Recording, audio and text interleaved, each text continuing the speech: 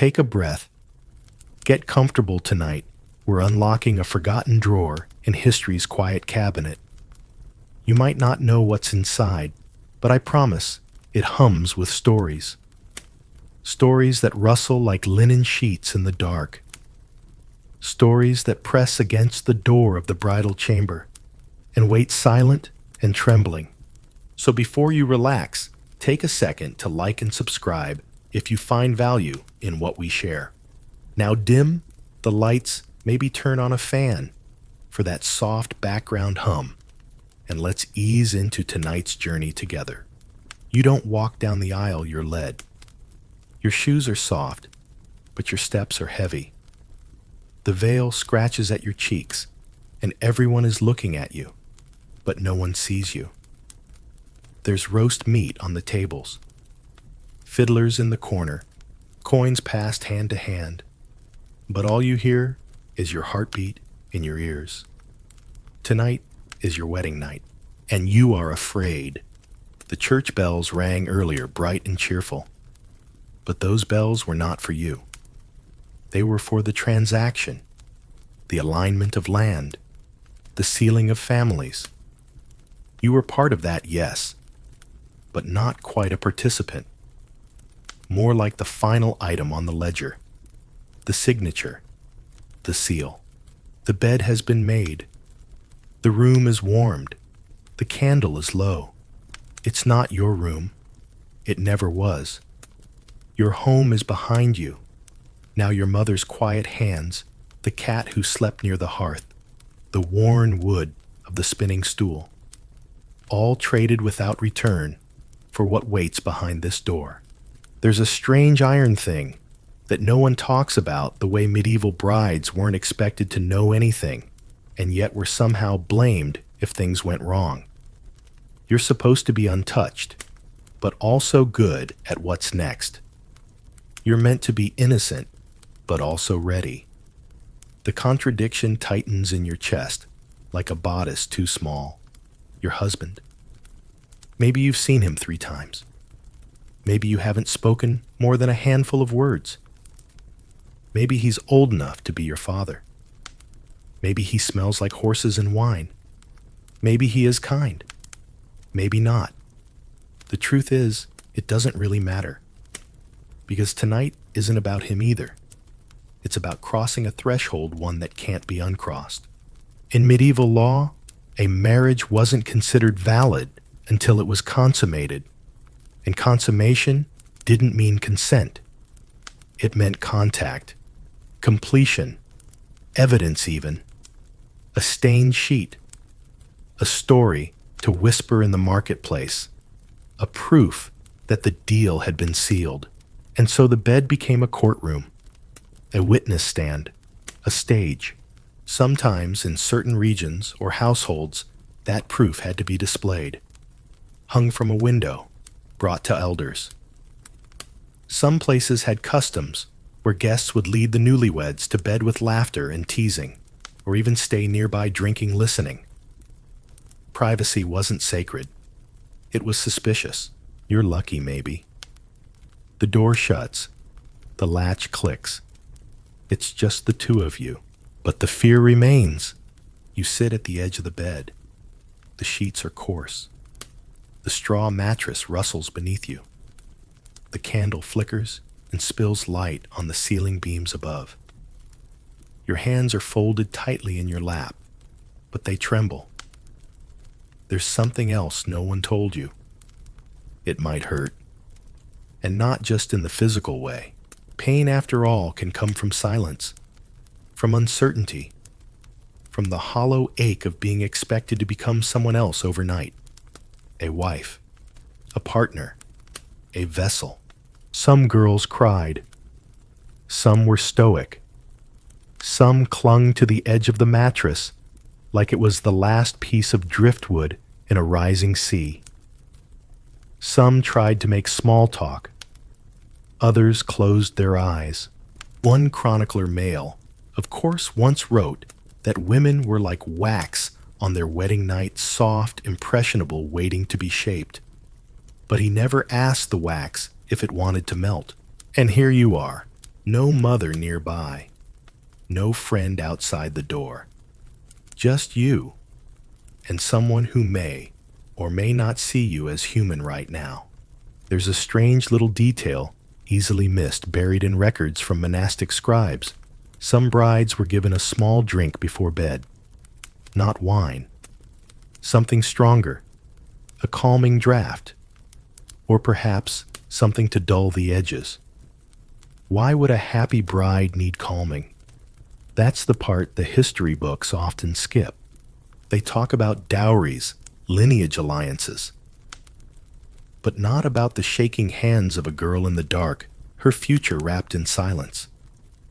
You lie back. You stare at the ceiling, and you wonder, not for the last time, if this is how it begins for everyone, or just for girls like you. In later centuries, historians would debate whether women had agency in marriage. Some say yes, noble women wielded influence peasant women could refuse. But those debates rarely include this moment, this hour, this heartbeat, because academic arguments don't settle trembling bones. Only time does. And tonight, the hours pass slowly. Maybe he is gentle. Maybe he speaks softly. Maybe he waits. Or maybe he doesn't. But either way, the morning will come. And with it, a different version of yourself. Not a girl anymore. Not quite a woman. Something in between. Not because you changed, but because they said you had to. And in the hush of that small stone room, with its shuttered window and its cooling hearth, something ends. Something begins. And you will carry it this night, this silence for the rest of your days. You are not alone, but it will often feel that way. Morning light spills through the wooden shutters in slanted lines, dust dancing in its path like tiny ghosts. You're awake before the cock crows, because sleep wasn't something that visited you easily last night. Your body is still, but your mind moves in circles.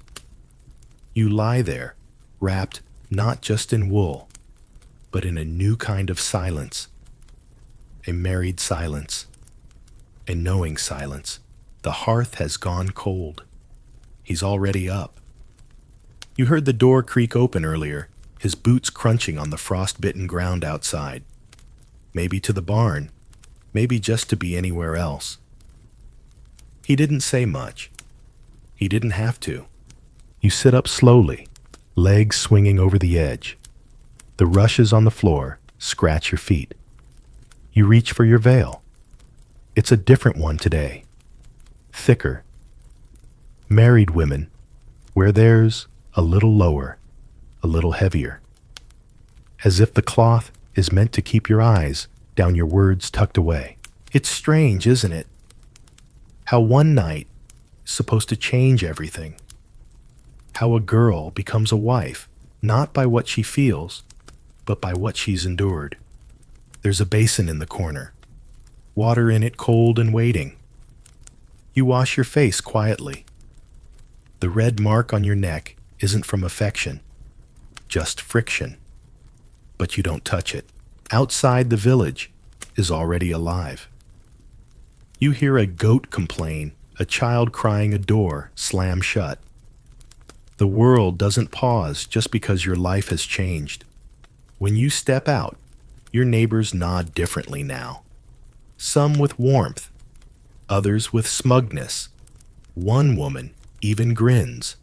First night's the hardest, she says, like she's handing you a joke wrapped in nettles. You smile back. The kind of smile that isn't joy, but survival. There's an old folk belief. You know that if a bride smiles too widely the day after, it means the husband is rich.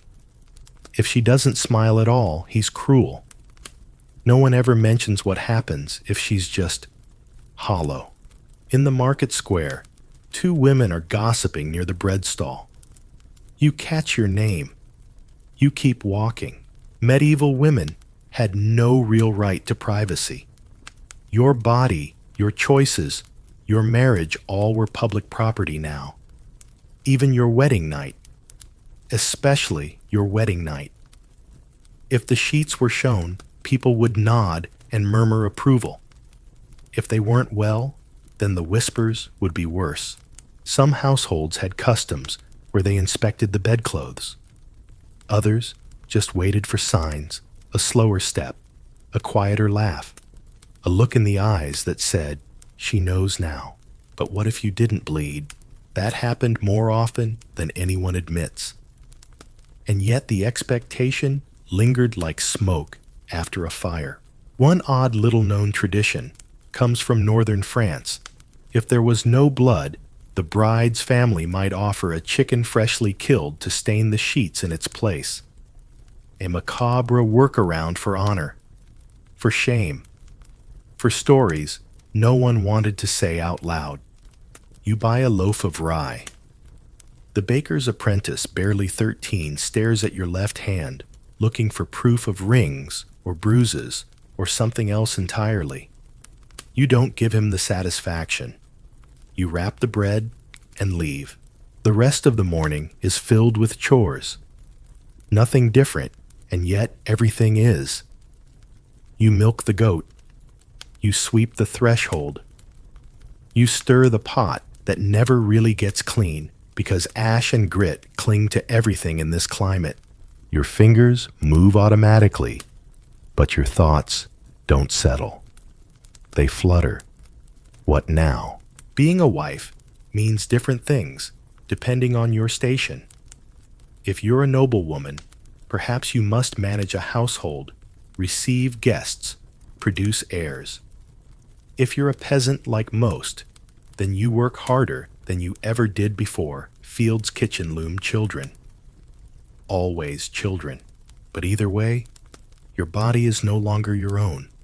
It belongs to the rhythms of expectation, to the church, to the village, to the man in your bed, whether you love him or not. In church they say, marriage is sacred, a union of souls. But souls aren't bruised in the dark. Souls don't tremble when someone unlatches a door. There's a scholar, modern, gentle-voiced, who once said medieval marriage was more contract than covenant. Less about love, more about livestock. Not because people were cold, but because survival was colder. Love was a luxury. Understanding rarer still. You sit by the window in the late afternoon. The light is softer now.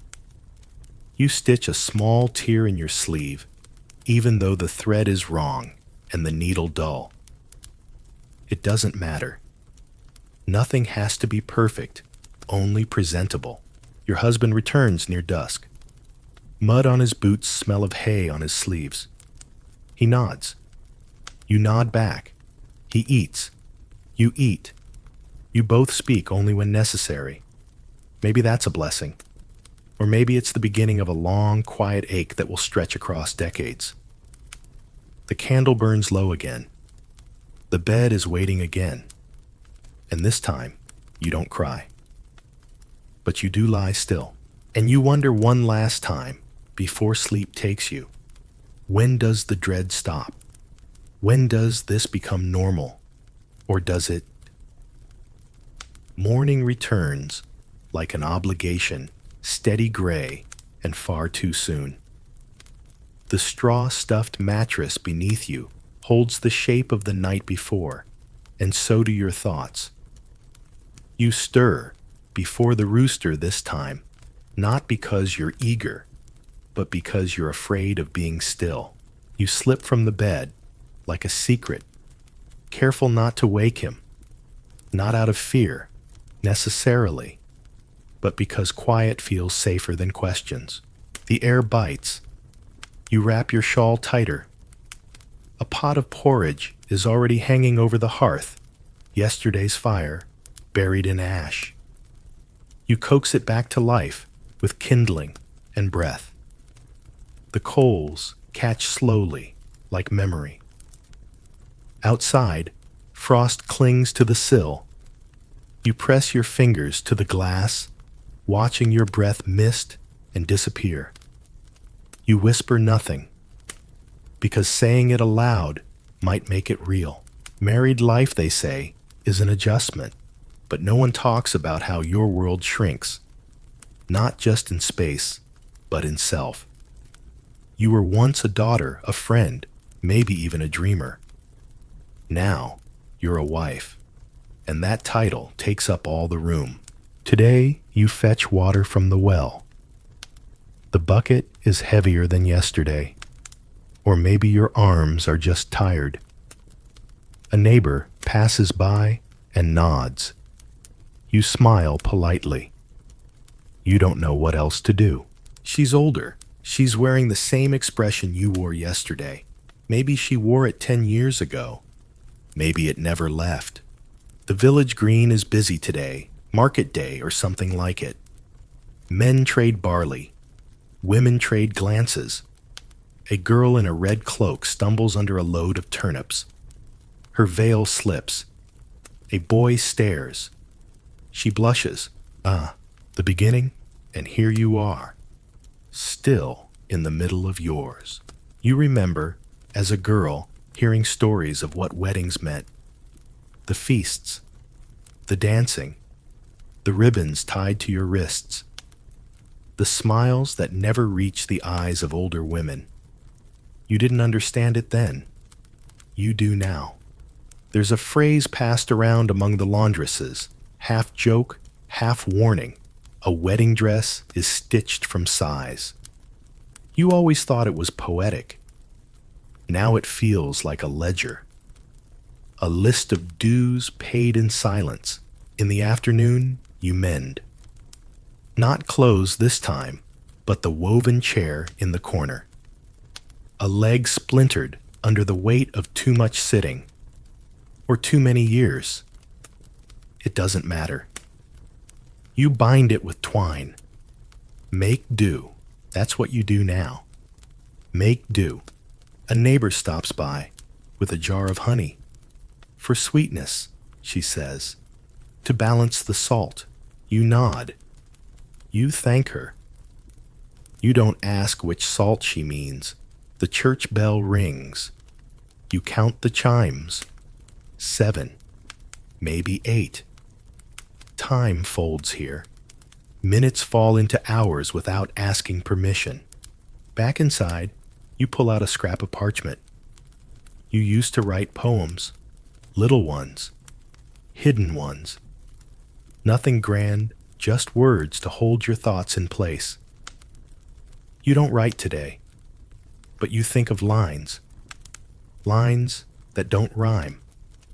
Lines that don't end. Dinner is turnip stew again. You stir it without tasting. He returns at dusk again. Says little. Eats much. Leaves his boots by the door. You wash the bowl. You watch the fire. You feel yourself become something quieter than smoke. There's a scholarly argument you might have liked if you'd ever been taught to read it. Some historians say that medieval wives were often closer to laborers than lovers, partners in toil, shared burdens. Others argue that love did exist, just not the kind you'd recognize from a troubadour's tune. Love that worked the loom beside you. Love that hauled the water. Love that didn't always speak but stayed. You don't know where you fall on that spectrum yet, but you do know this. Some nights, silence feels heavier than any workload. And still you endure. You stack the bowls. You bank the fire. You prepare the bed. The ritual becomes a rhythm, a lullaby of tasks. He comes to bed. You close your eyes before he does. Sleep comes eventually. But before it does, you whisper a line of a poem you'll never write. Something about veils. Something about night. And maybe something about light. The morning doesn't ask permission. It comes anyway, sliding through the shutters like a secret. The bed is warm, but the space beside you is already cold. He's gone to tend the animals, or maybe to trade news over bread and beer. You lie there for a moment longer, listening to the hush of a house not yet busy. And then your feet find the floor. The chill climbs up your legs like ivy. You dress quickly, not because you're in a rush, but because pausing means thinking. And thinking right now is dangerous. There's bread to bake, and you knead it hard, like it wronged you. The dough fights back, stretching, resisting, then finally folding into itself. You recognize that feeling. Out the window, the world moves gently. A girl herds chickens. An old man mends a fence. Life here doesn't hurry. It loops. You once thought your story would spiral upward, chapter after chapter, each more thrilling than the last. But medieval life is more of a circle. Seasons change. People change less. Still, you mark time in small rebellions. You wear your veil looser. You hum a tune he hasn't heard. You whisper a joke to the cat, even though she doesn't laugh. At the market, you overhear the whispers. Not cruel exactly, just curious. She's not pregnant yet. Maybe she can't. Maybe she won't. You pick out onions and keep your face still. You hand over coins and hold on to your breath. Back home, you catch your reflection in a spoon warped a little stretched. That's how you feel too. Bent into a shape someone else decided. There's a common saying among midwives. The wedding is one day. The wife is forever.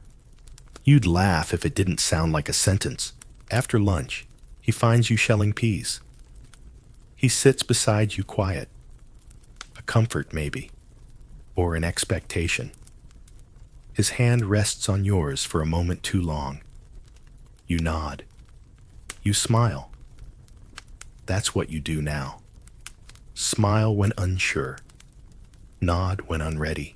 Later, he asks if you want children. You don't answer right away. He doesn't press. He never does. That's its own kind of trap, too kindness that waits but never releases. You think of your mother, and her hands, always busy, always cracked. She once told you that marriage is like baking. You need heat patience and something that can rise. You're not sure what's rising now, hope or just smoke. The evening brings rain. You light the hearth, and the smoke climbs lazily upward. You press your fingers near the flame and feel its quiet sting. You don't pull away right away, just enough to know you're still here. There's a scholarly debate, if you care for that sort of thing, about whether medieval wives had emotional agency. Some argue they did within the confines of their roles.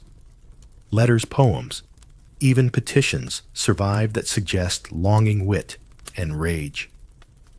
Others claim these were exceptions, not the rule, that most women swallowed their stories before ink ever touched parchment. You wonder which version of history you belong to.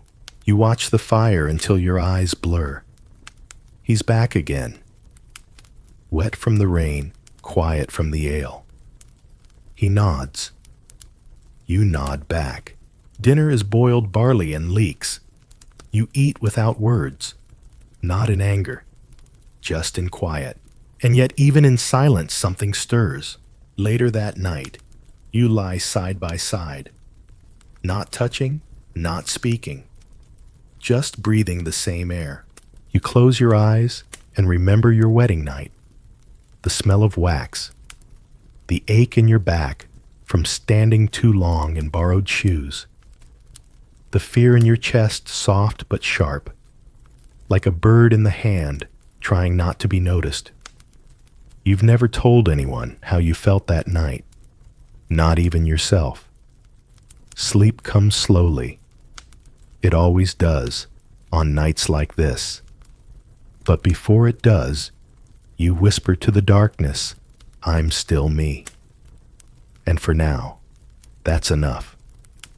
Some garments are stitched with fabric. Others are sewn from stairs.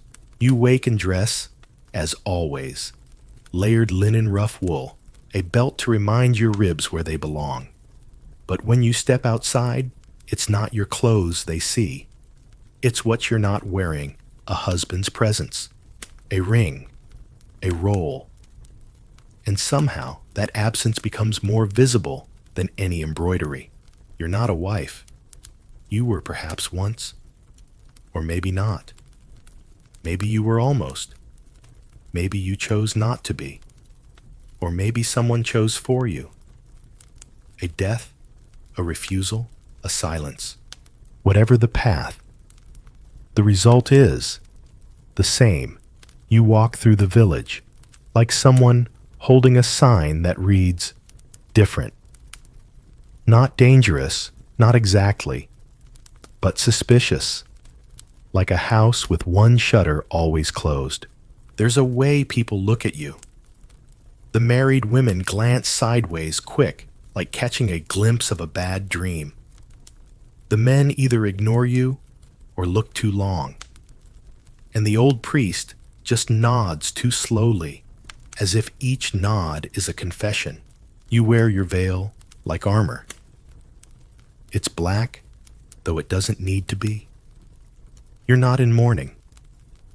But black keeps questions away, or so you hope. Widows wear black. Unmarried women are supposed to wear hope. You're not quite either. In the spinning yard, the spindles hum. You sit in your usual place between Mistress Berta, who has 7 children, and Lana, who keeps having boys and wants a girl more than she wants bread.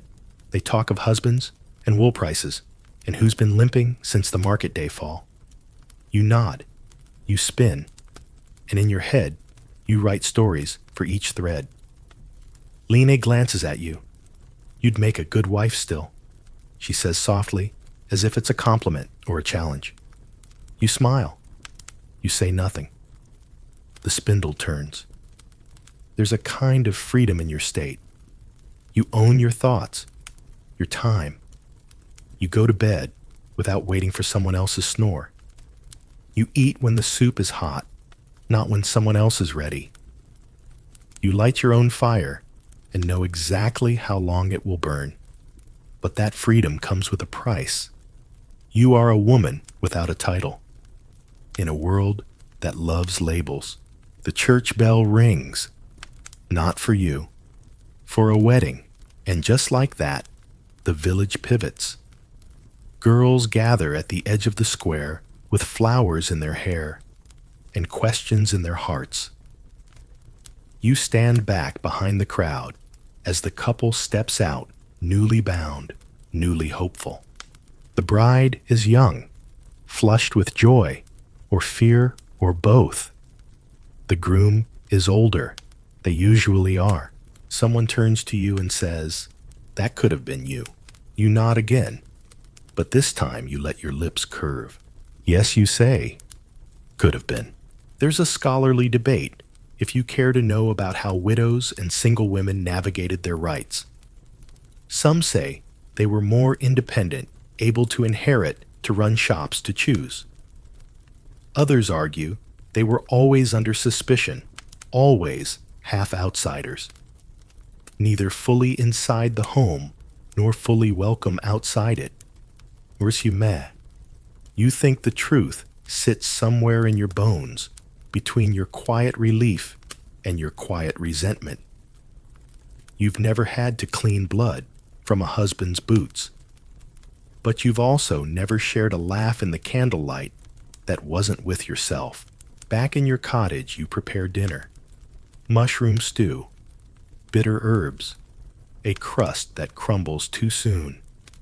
You eat slowly, alone, but not lonely. There's a knock on the door. A girl from the edge of the village, barely 16, with nervous eyes and a belly already telling secrets. She doesn't speak. She doesn't need to. You let her in. You give her soup. You hand her the thick blanket, even though you'll be cold tonight. And later, as she sleeps in your corner bed, you sit by the fire watching the flames, and your hands, they don't shake, because this too is what your freedom means. To open your door, to hold space for someone who has none, to be the quiet place where a storm can pause. No one writes poems about women like you. You are not a muse, not a martyr. You are not stitched into banners or painted onto chapel walls, but you are here, still. And the world, whether it admits it or not, leans on you more than it knows. In the morning, you'll rise. You'll gather herbs. You'll mend something small. You'll return the veil to its peg and tie your scarf instead, because what you wear changes with the day. But who you are, that holds, even when the village forgets to say thank you, even when it doesn't see you at all. You see yourself, and in the stillness, that's enough. There's a saying whispered by older women, always with half a laugh. A wedding is a woman's funeral with flowers. You hear it again today, murmured over cabbages and leeks at the market. You don't laugh. You don't frown either. You just turn the phrase over in your mind, like a stone you've carried in your pocket too long to feel strange. At the center of the village, another bride prepares. You see her flitting between the baker's stall and the weaver's porch cheeks, red from the cold and from anticipation. Her name is Alice. Her hair is braided tight, her sleeves trimmed in borrowed lace. She looks today like someone who belongs to someone else already. She smiles too wide, blinks too often. She's too young to know how to hide her fear. Her mother trails her with a pouch of silver ribbon and an armful of old advice.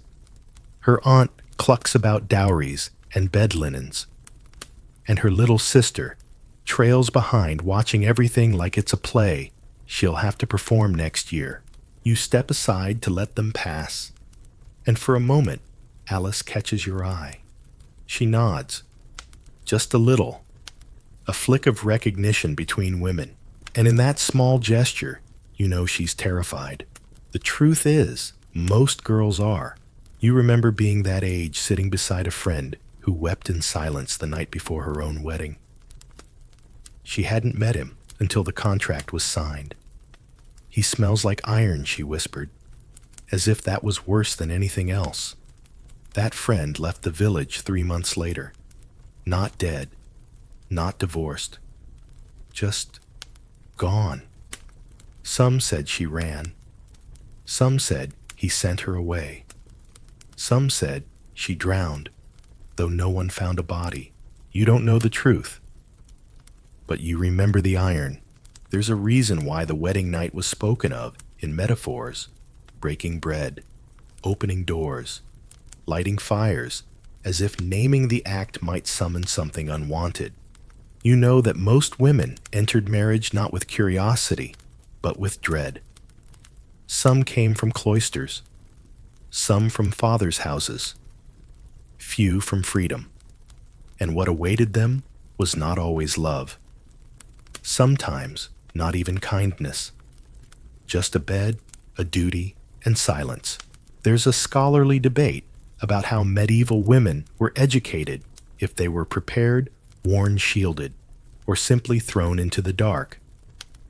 Some argue noble girls were taught in whispers behind closed embroidery hoops.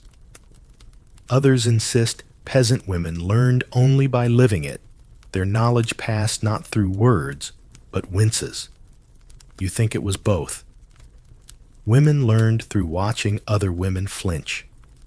At the bakehouse this morning, you overhear 2 wives chatting while turning dough. She didn't cry. One says, impressed. Not even once. Not in front of me. They nod. That's enough. The measure of a good bride isn't joy. It's endurance. You walk past the chapel, where the priest rehearses the rites alone, muttering Latin into the dust. The wedding will be held tomorrow. Alice will become someone's wife. And after that, someone's mother. And after that, if she survives, someone's ghost. You pause at the edge of the churchyard. A blackbird hops between tombstones. The air smells like peat smoke and frost. You wonder if any woman buried here ever got to say no. That night, as you stir your soup over the fire, your thoughts return to Alice. You light an extra taper for her. Not a prayer exactly, but something close. A hope. A resistance. A way of saying, I see you and I know. There's a knock at your door again. Not the frightened girl this time. Just Lene holding a small basket. She asked me if it would hurt Lene. Says placing it on the table. And I didn't know how to answer. You nod, understanding too well. So instead, you offer Lene some tea. And the two of you sit in silence for a while. Not because you have nothing to say, but because some truths are too old for words. Later in bed, you think about how knowledge among women is passed not in scrolls or sermons, but in sideways glances, shared silences, and hands held too tightly. There's a kind of quiet courage in surviving what you were never taught to name. And as the wind scratches the shutters and your candle gutters low, you know Alice will carry her fear into that wedding chamber like a lantern. Maybe it will flicker. Maybe it will burn out. But maybe she'll carry it out again too. Morning arrives without ceremony. No rooster. No bells. Just the slow fade of stars and the hush that settles over a village holding its breath. It's Alice's wedding day. The world doesn't look different. The frost still beads on the thatch. The ox still groans in the distance. The bread still rises too slowly. But for her, everything has shifted. She's no longer a girl. She's something else now. A bride. A woman. A witness to a contract written not only in words, but in expectation. You stay back. You always do on wedding days. It's not that you aren't welcome, though some might say you bring a certain shadow with you. It's more that you remember too much. How joy and fear can dance in the same dress. How a wedding veil can hide both blushes and dread. You pass the square as the preparations begin. Ribbons tied around doorposts. Ale barrels rolled into place. Children gathering petals, tossing them with the precision of sleepwalkers. A fiddler tunes a cracked string beside the smithy. The smell of roast goose wafts through the chill, but the bride is hidden. She will only appear when the priest arrives. She will be escorted from her mother's house, as if emerging from a cocoon, except this transformation has no wings, only duty. There's a common belief in the village. If the bride stumbles walking to the chapel, it means the marriage will be difficult. So girls are taught to walk slow, even step-size ahead. But no one tells the groom to be careful. You catch sight of Alice's father pacing. He's trimmed his beard. He nods at everyone, laughs too loudly, pretends this isn't a sale cloaked in celebration. And maybe he doesn't think of it that way. Maybe he believes he's doing what's right, securing a future, respecting tradition, keeping order. But in your bones, you know she's walking into something she didn't build. There's a historical fact here that few like to say aloud. In most of medieval Europe, consent wasn't defined the way we define it now. A father could arrange a marriage. A priest could bless it. A husband could enforce it. The bride, she might whisper yes or say nothing at all. Silence, after all, was often taken as agreement. The debate continues among scholars, archivists, the few who care about forgotten women's voices, about whether this silence was submission, survival, or something else entirely. Some argue these women found ways to reclaim power in private spaces over kitchen pots, spinning wheels, and cradle songs. Others insist they were caged by the very language they couldn't speak. You think both might be true, and neither, because today you see Alice walk the path toward the chapel, and her steps do not falter. Her dress is blue, not white, which wouldn't become a tradition for centuries. Blue for purity, for hope, for Mary, the eternal mother figure, who ironically bore a child while still being called a virgin. She walks slowly, not because of fear, not only, but because she's been told this is how to move when the rest of your life is watching. The priest meets her at the chapel door. He smiles. He blesses. He speaks Latin phrases few understand. And then the vow comes short and sharp. Wilt thou take this man? She nods. You can't see her eyes, just the tilt of her chin. The crowd shifts. Some weep. Some cheer. Children laugh too loudly. Then comes the kiss. Quick. Barely touching. More symbolic than affectionate. A sealing of transaction. The groom grips her hand like he's holding a rope. The feast follows. Music. Ale. Dancing that grows louder as the sun fades. Laughter meant to distract from what comes next. You slip away before the bedding ceremony. Yes, that was a thing. In some villages, the community would escort the couple to the bedchamber, throwing shoes, singing bawdy rhymes. Sometimes, even witnessing the moment the sheets were stained. Proof of purity, of consummation, of legality. Not always, of course. Some regions were more private. Some let the couple disappear quietly. But the principle remained: what happened after the feast mattered more than the feast itself. You remember one woman who ran that night, barefoot, breathless. You found her crouched behind the hedge near your house, shivering not from cold, but from shame. She hadn't been hurt, not in the way people mean. But she said it felt like being emptied, like being erased. You gave her tea. You lit a fire. You didn't say it would be all right, just that she wasn't alone. Tonight, you light another taper. Another quiet vigil. Not for rescue, not for miracles, just presence. Because sometimes that's the only power you can offer, to be the witness who does not turn away.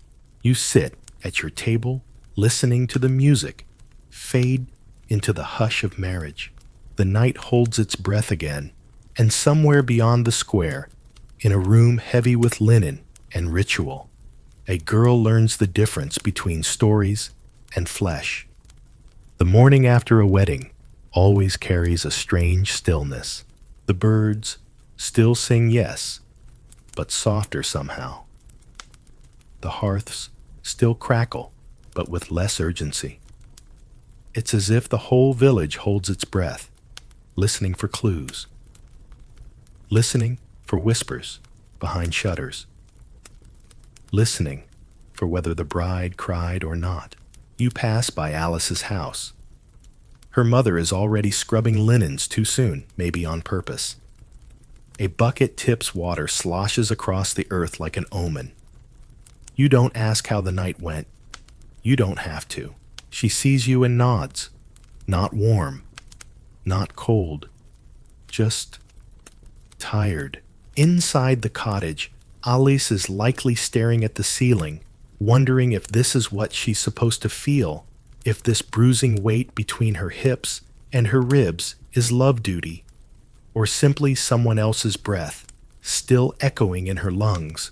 There's a common phrase around here, now she knows. But no one says exactly what that means. Only that knowing changes you. You walk to the edge of the woods, past where the brambles begin to climb the fence posts, and the path grows quieter. It's where the old midwife used to live. She's gone now, buried with more secrets than the church. But you remember her stories, told in half whispers over a bowl of mint broth. She used to say, the wedding night wasn't meant for love, it was meant for land.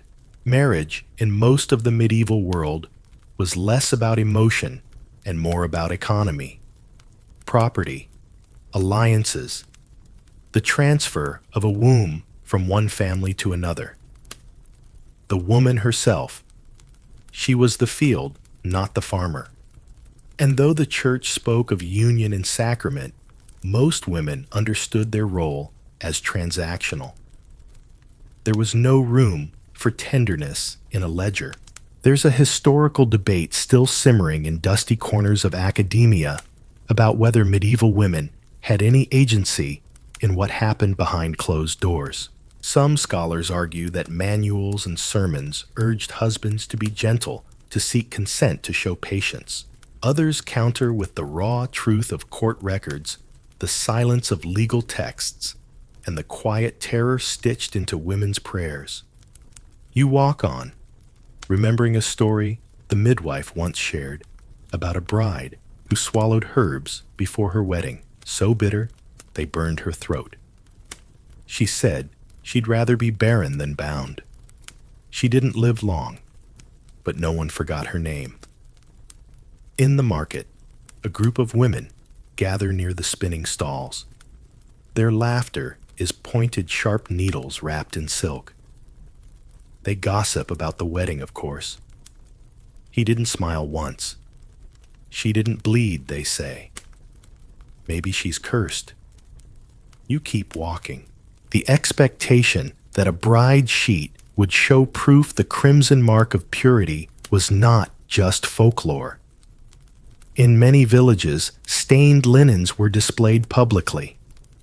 If there was no blood accusations followed, she might be questioned. She might be punished. In some cases, marriages were annulled based on this so-called evidence. Never mind that not all women bled. Never mind that fear alone could change the body's response. The logic was flawed, the pressure immense, and always the blame rested on her. You pause at a well. The water is low, its surface barely catching the sky. You lower the bucket slowly, hearing the chain clink like a distant bell. What does it mean really to be a woman in a world where proof of worth is soaked in linen? You carry the bucket back, careful not to spill. At your door, you find a small bundle, tied with rough twine, a cloth wrapping a piece of soft cheese, and inside a single sprig of rosemary, a symbol, some say, of remembrance, or of warding off evil. There's no note, but you know who sent it. Alice, perhaps, or her mother, or maybe someone else entirely, who sees what you see and stays silent. You light the fire, boil water, make tea with the rosemary. As it steeps, you stare at the flames and imagine all the women who sat by fires like this, warming feet, drying hair, swallowing screams. Not every wedding night was cruel, but enough were. Not every bride cried, but many did. And in the hush that follows the feast, the echoes of those nights live on. In lullabies, in cautionary tales, in the way girls are taught to sit, to speak, to obey. Tonight, as the village settles again, you hear footsteps outside your door. Not hurried, not afraid. You open it to find Alice standing there. Her veil is gone. Her hair is braided loosely. Her face is unreadable. She doesn't speak. You step aside. She enters, and the fire welcomes her too. You pour 2 cups of tea. You don't ask questions, because sometimes knowing is enough. And listening, truly listening, is the only gift you can offer. You sit together in the quiet, and for the first time in days, you feel the air shift, not with fear, but with something softer, like survival, like solidarity, like the slow undoing of centuries. You wake to birdsong and silence, two things that sound the same but mean very different things. The birds are doing their part, chirping over thatch and dew. But the village is quieter than usual. No churning. No gossip drifting over fences. Just the hush that follows something everyone noticed, but no one dares mention. Alice left her husband. She didn't storm out, didn't scream. No broken jugs or flying shoes. Just slipped out before dawn, veil in her hands, and walked back to her mother's hearth. Or to yours. Or to no one's at all. The details don't matter as much as the act itself. Because leaving that kind of leaving was a statement. And medieval women didn't get to make statements. Not without consequences. Somewhere, her husband is likely pacing, or drinking, or praying for the priest to find a loophole that will make it all her fault. You sip broth and stare at your spoon. You don't say it aloud, but the word brave swells behind your teeth, not because she ran, but because she stopped pretending. There's a record, a real one, from a town not unlike yours, where a wife appealed to a bishop, pleading for release from her marriage. Her husband had taken her dowry, her cloak, even her shoes.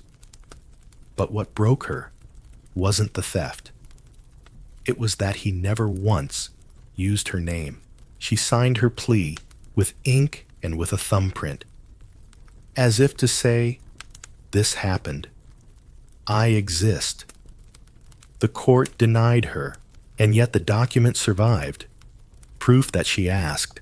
There's a scholarly debate, of course, about how often medieval women tried to escape their marriages. Some historians believe they rarely did, that they were resigned, powerless. Others argue they found ways, small ones, quiet ones, through annulments, through flight, through whispered arrangements behind monastery walls. You believe the truth sits as usual between the pages, between the things written down and the things only spoken when candles are out. Alice stays with you that night. She doesn't talk much. She mends a hymn, watches the fire, drinks water like it's a ritual. And when you finally ask gently, "Do you want to talk?" she just shakes her head. "Not yet." You nod. That's enough. Later, you find yourself thinking of the women who couldn't leave, who didn't even imagine it was an option, who bore child after child with men who didn't know the color of their eyes. They stayed, and they were praised for it. There's a proverb embroidered into one of the altar cloths in the chapel.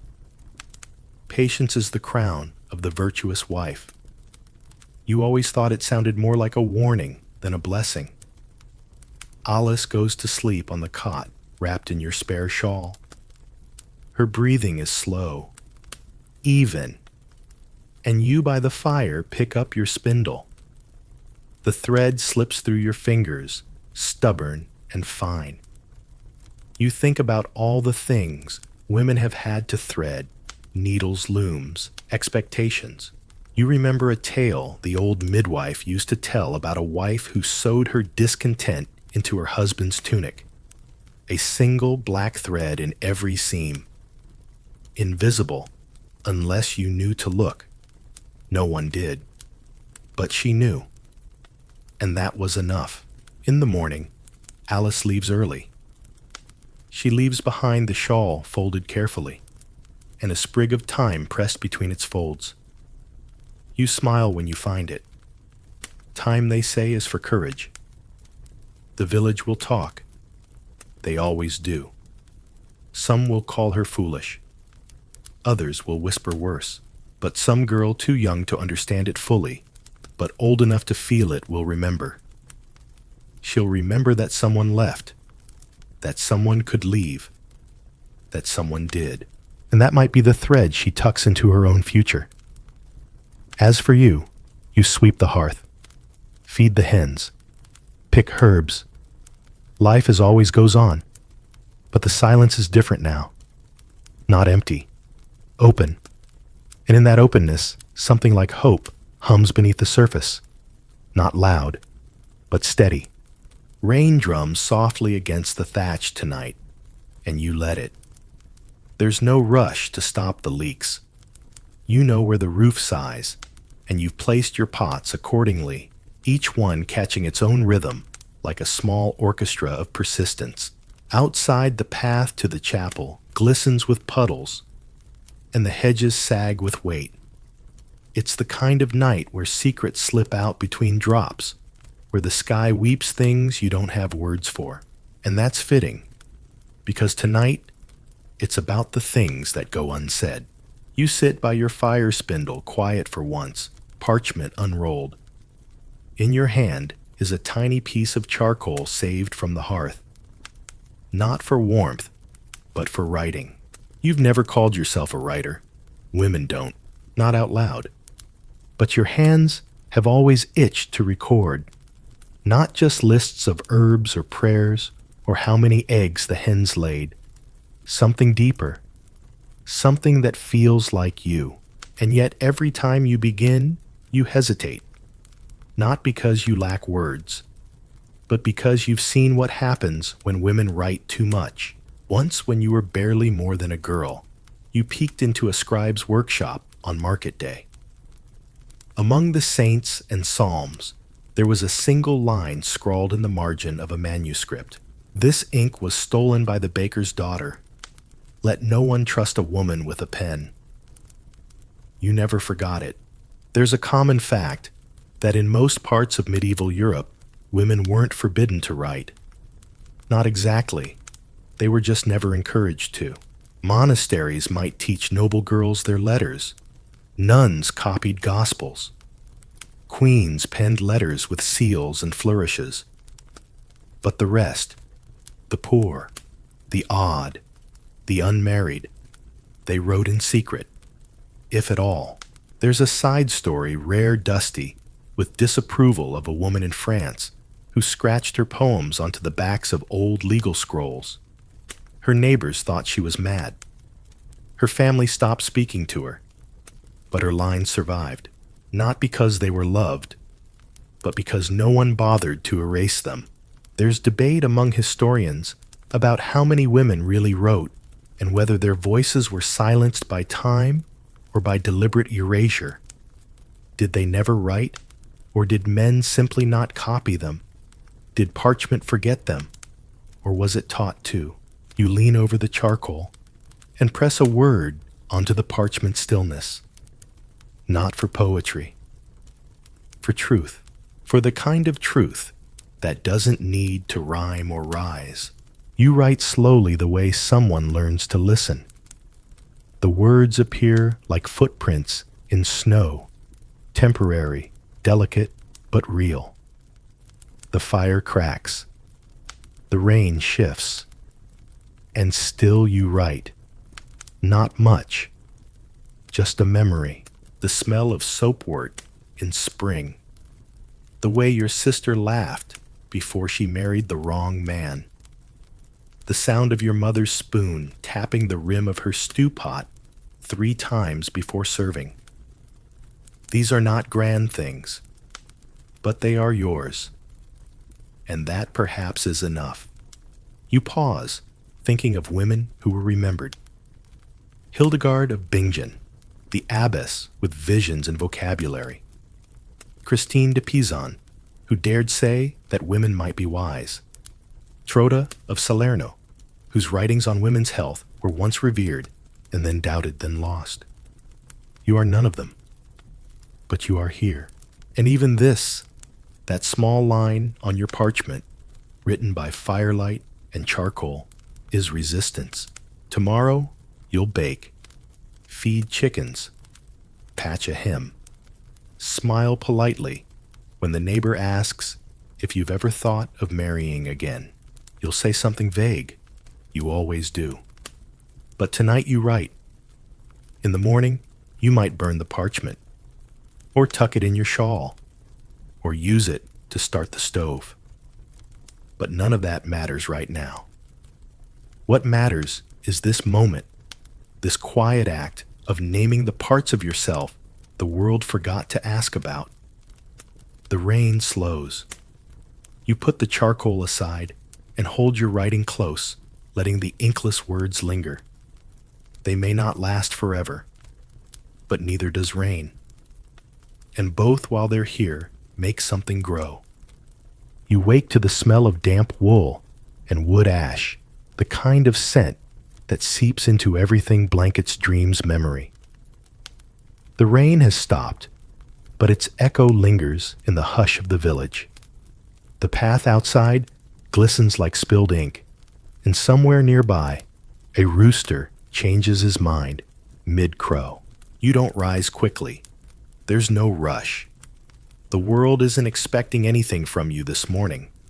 That's one of the strange freedoms of being unclaimed. No husband, to feed no children, to chase no in-laws, to impress with freshly swept thresholds or kneaded bread. But the quiet carries its own weight. Some mornings it feels like a gift, others like a question. Today, you answer that question by pulling on your boots and stepping outside. You're heading to the weaver's shed, not to buy thread, but to mend a story. Because here's something people forget. In the Middle Ages, not all writing happened with quills. Some of it happened with flax and wool, and the patient fingers of women who stitched messages into the hems of household linens. Embroidery wasn't just decoration. Sometimes it was a diary. A common historical fact, many medieval women communicated through textiles, spinning, dyeing, weaving, and sewing became ways to craft both necessity and meaning. A red thread wasn't just pretty. It might signify fertility, or grief, or a tale too dangerous to speak aloud. There's a recorded oddity, a linen towel found in a convent, stitched not with saints or scripture, but with a woman's name repeated again and again, as if she was reminding the world or herself that she existed. Some scholars argue over whether embroidery counts as authorship. Does it matter if the words aren't written with ink? Does a name stitched in silence speak any less loudly? You think of that as you sit beside the weaver, an older woman named Kathy, who's lived through 2 husbands, 3 wars, and a fire that claimed half her roof but spared her loom. She shows you a tear in a tapestry meant for the chapel, a corner where a dove used to perch, now unraveled. You offer to mend it. Your hands know how to thread quiet things back together. As you sew, you think of all the women who left no parchments, no scrolls, no pages, only stitches. You remember your aunt, who hemmed her own veil with tiny patterns no one else ever noticed. Your cousin, who stitched prayers into her sleeves during Lent. Your mother, who marked the edge of her tablecloth with tiny crosses, not for piety, but to keep the mice from chewing. You pause mid-stitch, wondering what messages you'd leave behind if no one ever read your words, but someone touched your work. Would they feel your fear, your humor? The late-night tears you hide with laughter, you keep sewing. Kathy hums a song under her breath, an old one, about a girl and a crow and a field of barley. You don't know all the words, but you hum along. The tune is enough. The chapel bell rings, noon. You haven't eaten, but you don't feel hungry. Something else is filling you, something quiet, and old, and deeply female. When the dove is whole again, Kathy touches your arm. You've got patient fingers, she says. You smile, unsure how to respond. It's not a compliment people give often. As you walk home, the thread remains on your fingertips, ghostly and real. You think about how many women were remembered, not for what they wrote, but for what they made. A basket, a loaf, a patchwork quilt passed down until the story it told was lost, but the comfort it gave remained. And maybe that's the thing. Maybe being remembered isn't always about being named. Maybe it's about the shape your hands leave in the world. You enter your cottage and set the needle aside. You boil water. You grind some herbs. You whisper thanks to no one in particular. Because some days being alive is enough of a poem. And some stitches, even the smallest, hold together more than just cloth. They hold stories, even if no one reads them. The wind changes that night. You feel it before you hear it, how it slips beneath the doorframe, whispering through the thatch like a rumor. Outside, the moon has vanished behind a heavy quilt of clouds, and every branch clicks like knuckle bones. You pull your shawl tighter and sit by the fire, nursing a mug of warm water with sage. There are footsteps on the road. You don't look. You know the sound of boots that aren't coming for you. You've always known how to listen between the noises. Earlier today, at the market, you saw a woman. You didn't recognize her hair too fine for this village, her eyes moving like someone taking inventory. She carried no basket, just a book. You stared at it too long. Books still catch your breath. Not because they're rare, though they are, but because they're heavy with things you'll never be allowed to say. One historical truth: medieval women were largely discouraged from reading and writing outside religious life. Books were expensive, yes, but they were also dangerous. A woman who could read might also question. A woman who could write might leave a trace, and that terrified people more than curses or illness or war. You once heard of a lady who hid scraps of writing in the seams of her gowns. Not letters to a lover, recipes, lists, musings. The story goes she buried one under a tree, and no one found it until the roots cracked it open decades later. Some scholars claim it was a prayer. Others think it was a poem about eggs. You hope it was both. There's an argument, of course. Academics still debate whether literacy among women was more common than records suggest. Some say women wrote more than we know, only to have their work copied, over attributed to monks, or burned as household rubbish. Others claim women were rarely taught, kept illiterate, on purpose, their intelligence muted by design. You sit with both ideas, like they're old neighbors who can't quite agree. Because you remember your grandmother tracing letters into dough, shaping syllables out of salt before baking them away. You remember a girl in the next hamlet who wrote with charcoal on slate and taught herself how to spell the names of herbs. She disappeared after the priest accused her of questioning divine order. You wonder where her slate went. You stare at your own hearth, your fingers itching. You don't own a book, but you own memory. You own rhythm. You pull a bit of parchment from a cupboard. It's rough, uneven, torn from something else. A list, maybe. You dip a feather into ink made of crushed walnut husk and vinegar. And you begin. Not a story. Not a confession. Just a sentence. She remembered things no one asked her to. You let it dry by the fire. You don't hide it, but you don't leave it out either. You slip it beneath the loose stone near your bed, the one you've pulled up only twice before. Tomorrow, you may forget it's there. But someday, maybe someone else won't. Because writing, especially for a woman like you, isn't about being read. It's about refusing to vanish. Later that night, a cat slips through your window. Not yours, no collar, just a soft body and a pair of moonless eyes. You don't ask where it's been. It curls on your blanket and purrs like a secret. You fall asleep. Before the fire dies, your ink-stained fingers curled loosely beside your cheek. And in your dream, you are writing. Not on parchment, but in air. Each word shimmers, then dissolves like breath on glass. And still, you write.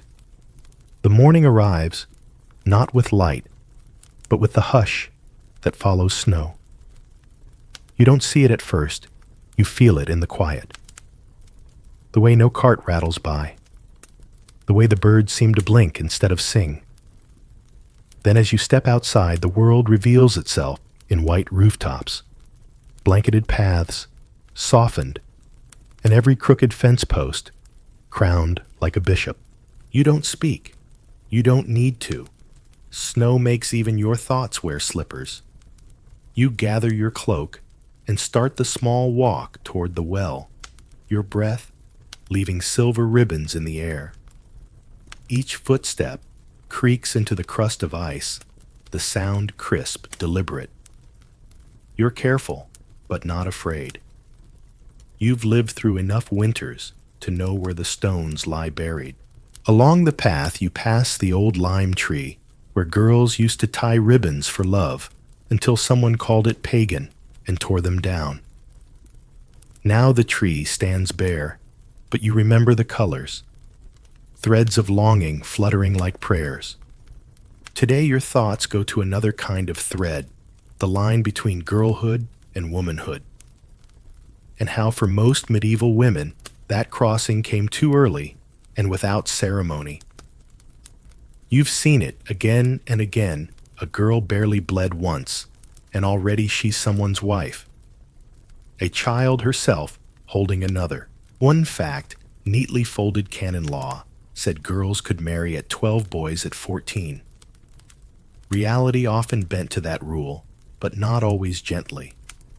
Marriage for many was not a choice, but a transition timed by biology and inheritance.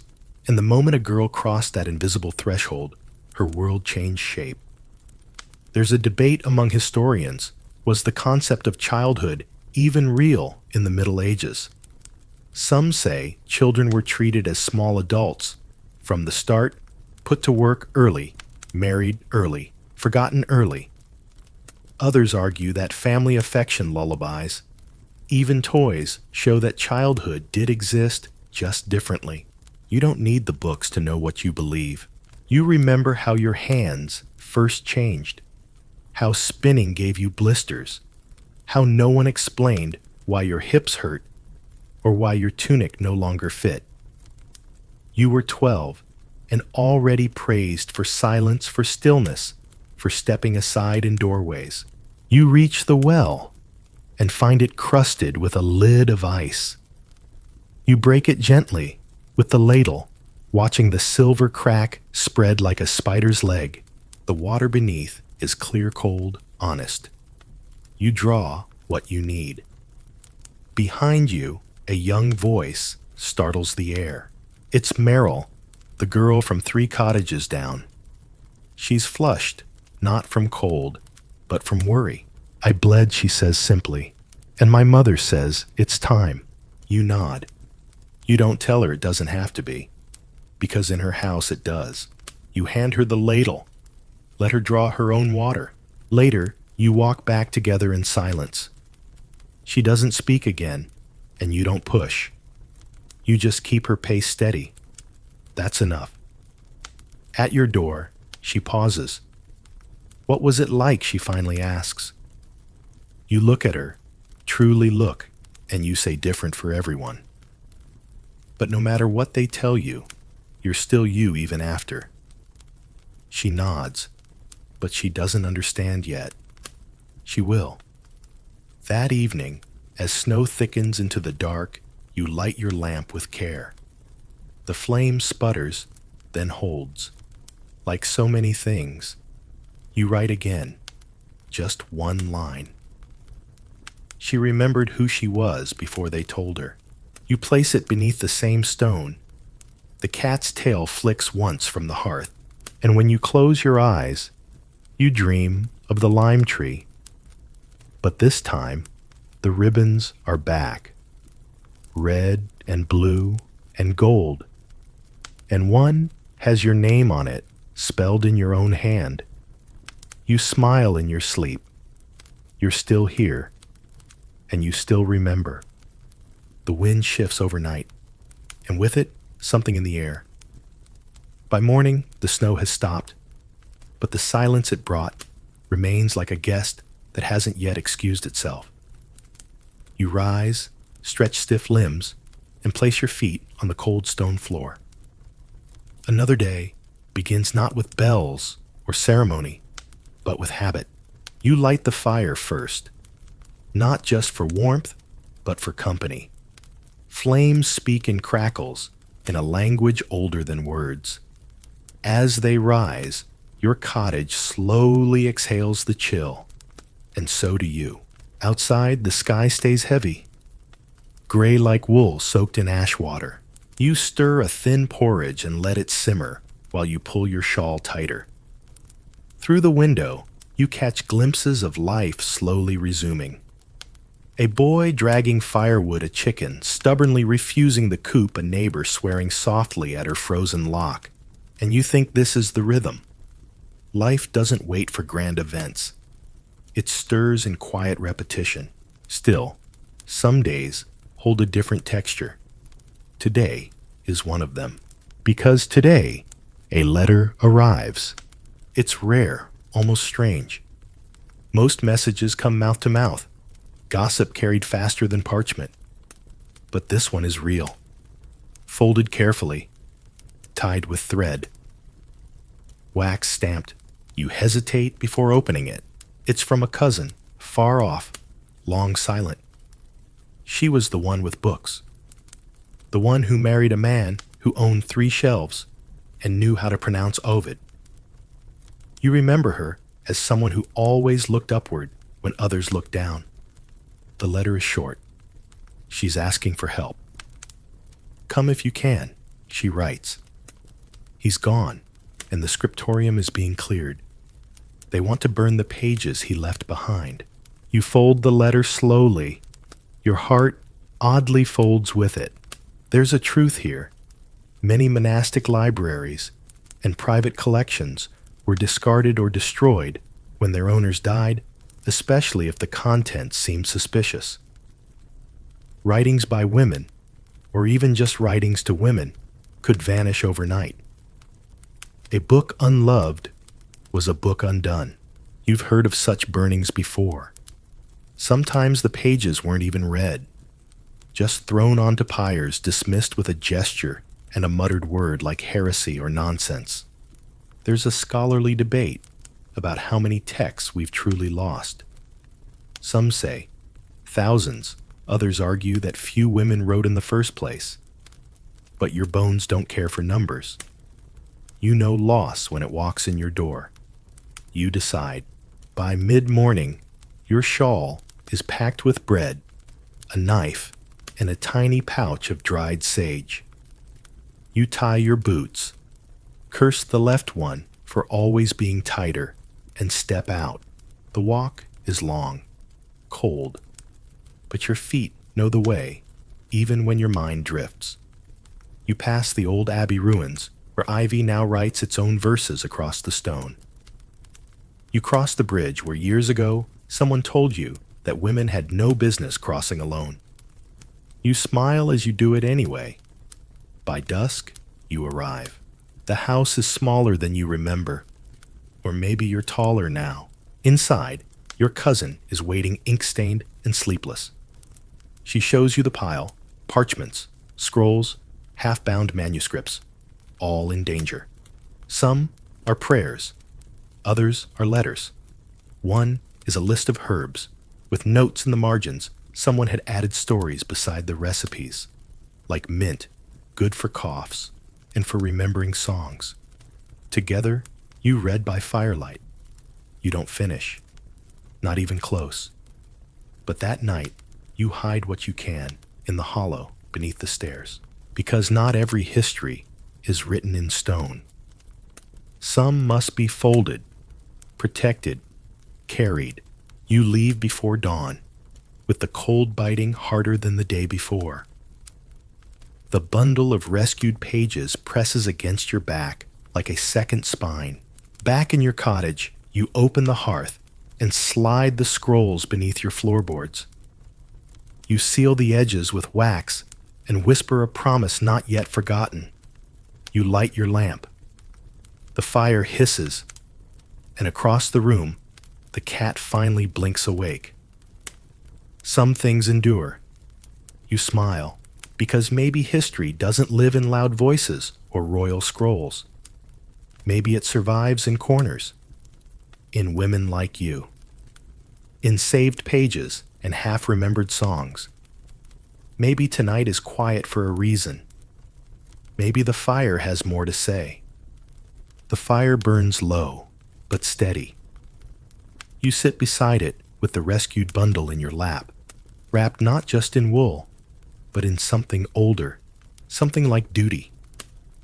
Not grand duty, not the kind sung in halls or carved into monuments, but the quiet kind. The kind that hums beneath everyday movements. You don't open the scrolls yet. You just let them sit there, heavy, fragile, alive. Outside, frost forms silver feathers on your window pane. The moon is high and hard, but in here, there's warmth and breath and time. You make tea with crushed sage and fennel, not for healing, at least not the body. You sip it slowly and close your eyes, because when you reopen them, you'll begin. These scrolls weren't written by saints. They weren't penned by famous scribes or sanctioned by councils. No, they're messy, personal. One even has a wax blot in the corner, shaped like a crooked star. You love it already. You untie the first thread. It's a recipe, but not for food. Not exactly. Tea for grief it begins. Mix equal parts, hawthorn and thyme. Drink while facing east, preferably after crying. You smile. It's not just a remedy, it's a ritual. And rituals are how women held on to power when power was denied them. There's a historical fact that sits quietly here. Most women weren't taught to write formally, but they did write on birch bark in margins between chores. Sometimes, not with ink at all, but with ash, with thread, with the language of dailiness. There's an old argument among scholars. Were these writings literature or merely notes? You think, what's the difference? The second scroll is a letter, unsent. To the one who said I was too much, it begins. You keep reading. I was too loud, too clever, too sharp, too strange. So I took my sharpness and carved space. I boiled my cleverness into broth. I kept my strangeness company.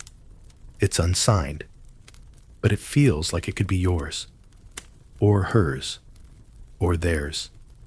You turn to the next, a prayer, but not to saints, to grandmothers, to rain, to the soft belly of a sleeping dog. Bless the hands that scrub at reeds. Bless the feet that ache. Bless the thoughts that visit in secret and stay too long. You exhale, slowly. There's a myth that medieval women were silent, that they accepted, obeyed, endured. But the truth is more complex.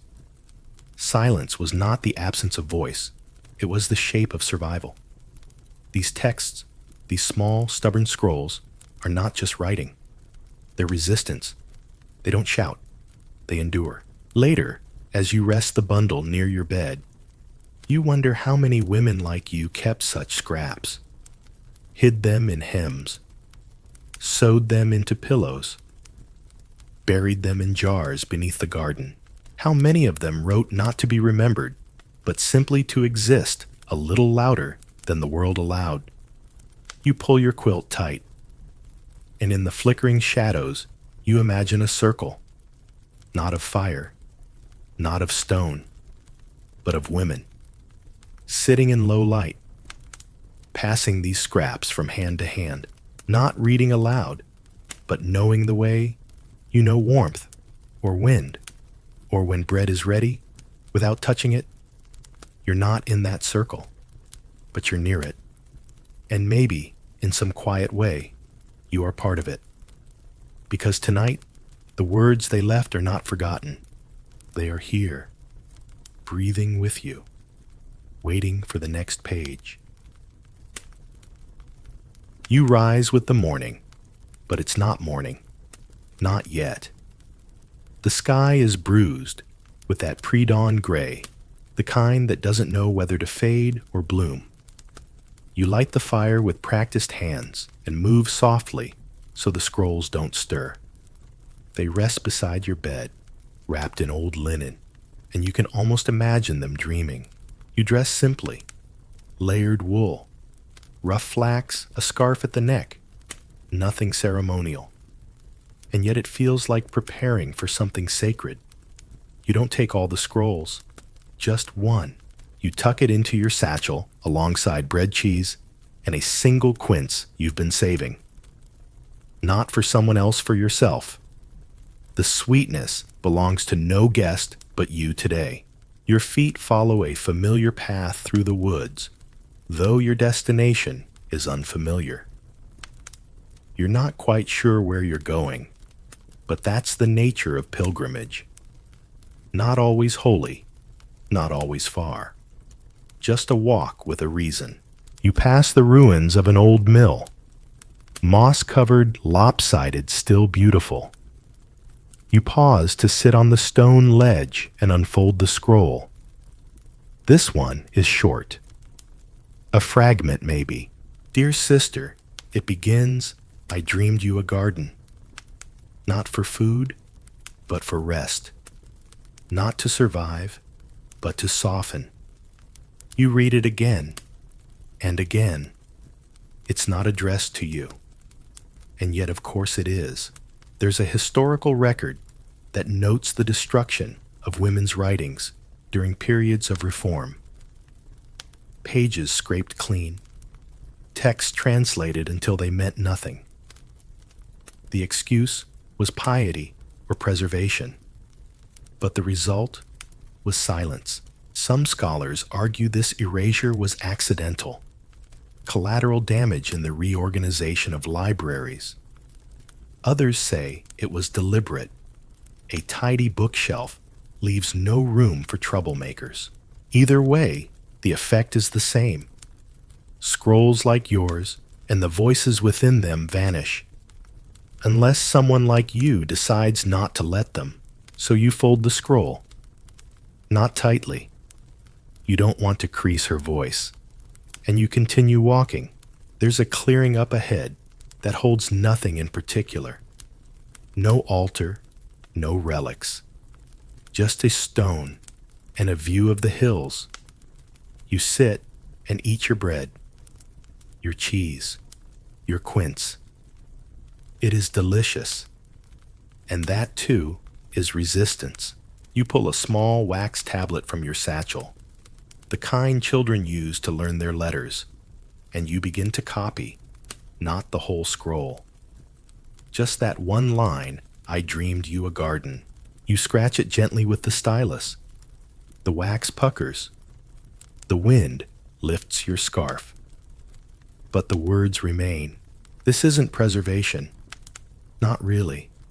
It's something softer. Continuance. An echo whispered forward. You leave the tablet tucked under the stone. Not buried, just placed. If someone finds it, they'll find her. Not a saint, not a queen. Just a woman with ink on her hands and too many thoughts for her own safety. And maybe they'll sit where you sat and wonder and smile. When you return home, the fire has gone out, but the coals are still warm. You add kindling and breathe life into them, like a page brought back from ash. Later, as dusk folds itself into the corners of the cottage, you write a line of your own. Not in reply, not in translation, just beside hers. Today, I found the garden. You don't know if anyone will read it, but you do know this: you have joined the chain. Not the chain that binds, the one that links. Woman to woman, scroll to scroll, silence to song. You wake to the sound of rain tapping gently on the shutters. Not a storm, just a whispering kind of rain, like someone trying not to wake the house. You stay under the blanket a little longer, listening. There's something ancient about the rhythm of it. The same sky, the same clouds, the same small story being told on rooftops for 1,000 years. Eventually you rise. You open the shutters just a sliver. The world outside is washed in soft gray, the kind of gray that makes every color inside seem warmer by contrast. On the table, yesterday's scroll still waits. The wax tablet is gone, left behind in the woods, in the quiet trust that someone will find it. But the scroll, that's yours to keep. And next to it, an unfinished line you scratched late in the candlelight before sleep pulled your hand away. Some women write with ink, others with firelight and forgetting. You smile at it. You don't know what it means exactly, but that's fine. Not all thoughts need to be caged into clarity. Some are meant to drift. After a small breakfast, you tend to the cupboard where you keep your herbs and vellum scraps. Today feels like a day for sorting, not writing. Organizing thoughts the way you would lentils or dried thyme. Touching memory with the hands instead of the pen. You come across a small pouch tucked behind the apothecary bottles. You forgot about this one. Inside, a few brittle rose petals, a thimble, and a fragment of a page. Just one sentence, torn from something longer. She was not afraid of the dark, only of what she might bring into it. You close your eyes. That line. It feels like a door you've stood in before. There's a debate in certain archives, one you read long ago, that questions whether women's writing in the Middle Ages should even be classified as literature. Some argue it's devotional, practical, domestic, too small, too soft, but others say no. That's exactly why it matters, because inside, a letter to a sister, or a recipe for lavender balm, or the margin of a prayer book where a woman has sketched a tiny tree, you find the quiet weight of their world. And sometimes you find truth more honest than any royal chronicle. You remember something else now. A story told by your grandmother, half whispered, half sung, about a village woman who wrote only in her own language, a dialect no priest had bothered to learn. Her writings were dismissed as nonsense, though she claimed they kept the cows calm and the babies well fed. Her pages were burned, but the cows kept calm anyway. The babies thrived. That was writing too, wasn't it? Outside, the rain has turned to mist, the kind that clings to hair and sleeve and thought. You wrap your shawl and step outside. The village is quiet today. The path to the well is muddy, the market sparse. But you walk slowly, looking for women's footprints in the soft earth. You find a child's instead. Small toes, then a skip, then another. You follow them for a bit, because why not? You remember what it felt like to walk without purpose, without burden, just following rainworms and wondering how long the sky could hold its breath. At the church, the door is ajar. You don't usually enter. But today, curiosity wins. Inside, the air is stale with incense and forgotten prayers. But at the back, on a wooden bench, someone has left a note. Not a holy text, just a bit of parchment. Folded. You glance around, then open it. I think I might be wrong, but I had to write it down anyway. It isn't signed. But it feels like something sacred. You don't take it. You leave it there like you once left the wax tablet. The chain continues. You walk home, slowly wet at the hem, but dry in the heart. Later, as the sky turns to violet, you sit with your ink and your scrolls and add one more sentence to your own long whispering record. Some truths aren't for shouting. They are for planting quietly beneath someone else's windowsill. You blow on the ink to dry it. You press the scroll closed. And you smile into the candlelight, because even on the days when nothing dramatic happens, even on the quietest ones, you are writing. And being written. The candlelight flickers. You're sitting on the edge of a linen-draped bed that isn't yours. The room is unfamiliar, scented faintly with rosewater and rushes. Somewhere downstairs, laughter echoes wedding laughter. But up here, everything is quieter. You've been told what to expect. Or rather, you've been told nothing, which is its own kind of instruction. Because for medieval women, the wedding night wasn't a mystery, it was a threshold. And stepping through it meant surrendering everything you once called yours, your name, your space, your right to say no. You might imagine this moment filled with tenderness, with whispered vows and candlelit sweetness. But for many women, the truth lay elsewhere, in confusion, in fear, in the silent endurance of something they were told should be sacred. It's a strange thing, isn't it? That joy could come wrapped in anxiety. That celebration could disguise a lesson in power. You stand slowly. You touch the carved wood at the foot of the bed. You think about the generations before you. How many women stood in rooms like this, not as brides, but as offerings? Their value measured not by their voices, but by their silence. Historically, this was no secret. The bedding ceremony, yes, it was real, often involved the community. Family members, clergy, even guests would escort the newlyweds to their chamber, sometimes watching as they were tucked into bed. There were cheers, prayers, jokes, and blessings. And then the door closed. What happened after that was supposed to seal the union, not just emotionally, but legally. Without consummation, the marriage wasn't valid, which meant that pressure lingered like incense, thick and difficult to breathe. There's a strange little custom from England, a bowl of eggs placed under the bed. If they broke, it meant the bride had been enthusiastic. If not well, it was a quiet shame. How's that for a honeymoon? And yet, not all wedding nights were grim. Some couples were kind. Some men were gentle. Some women curious.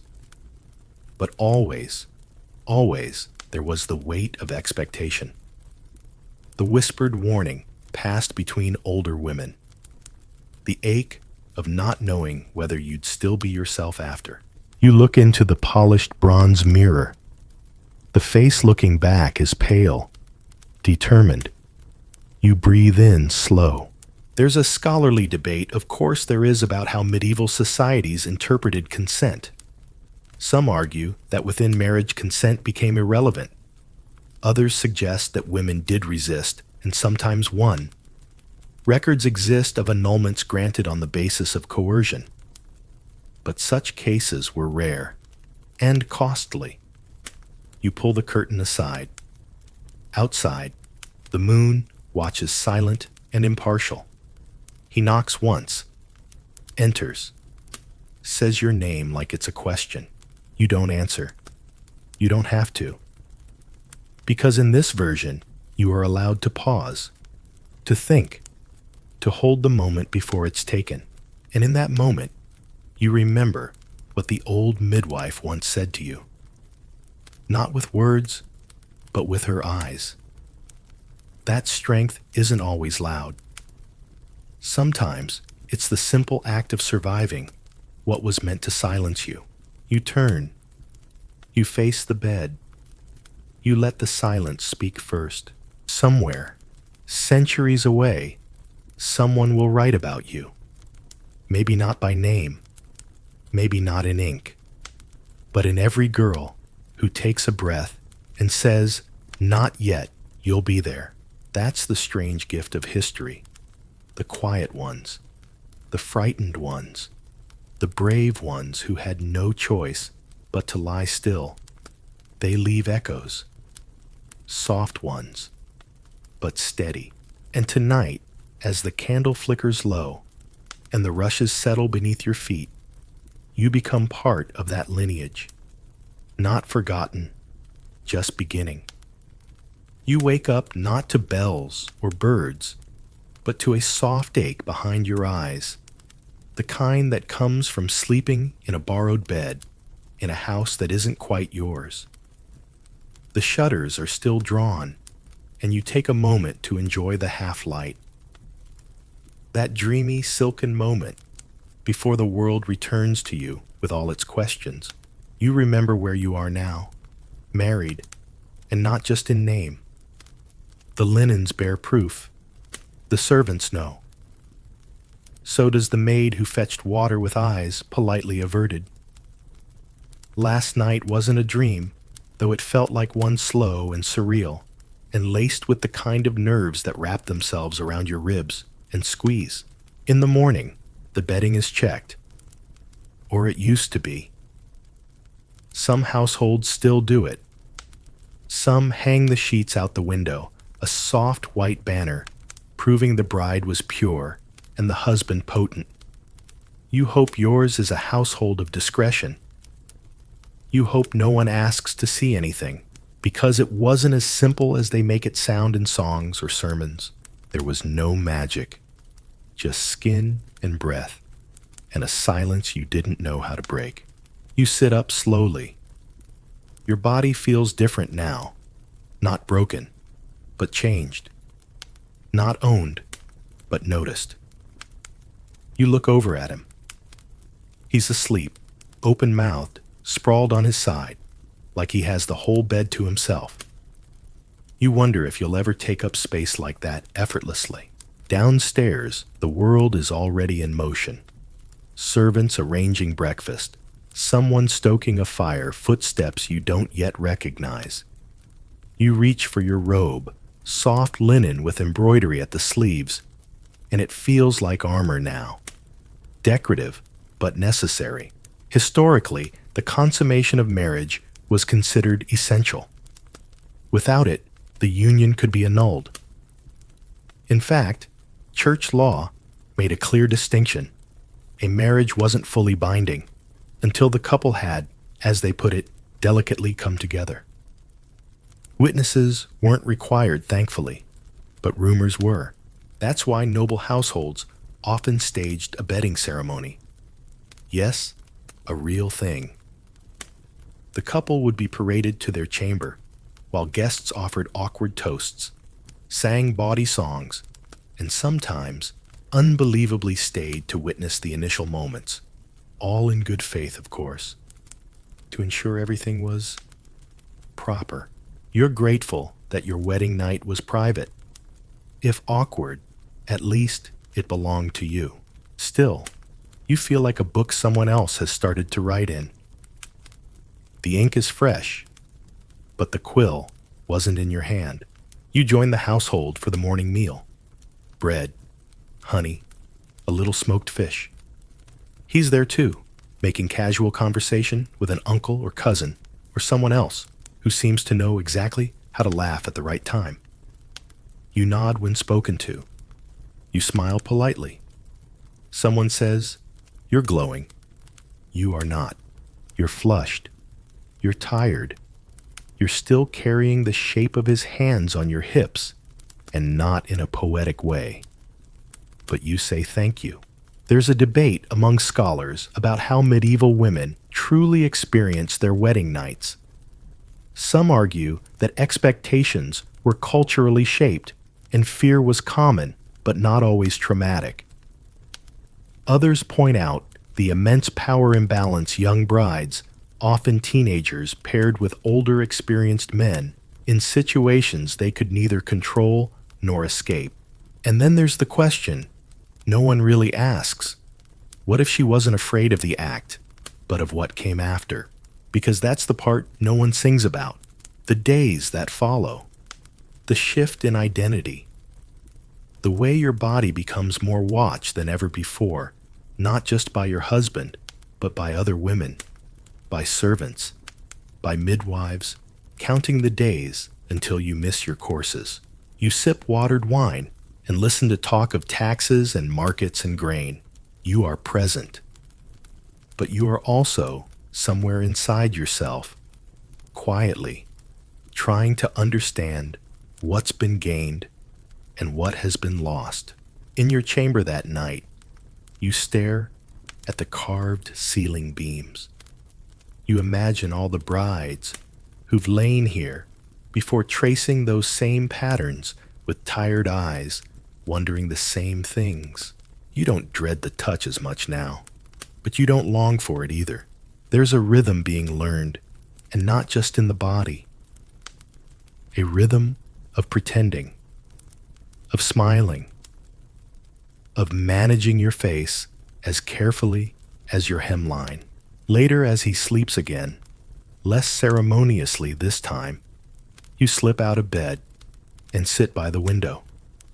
You open the shutter just enough to feel the air. The stars are out.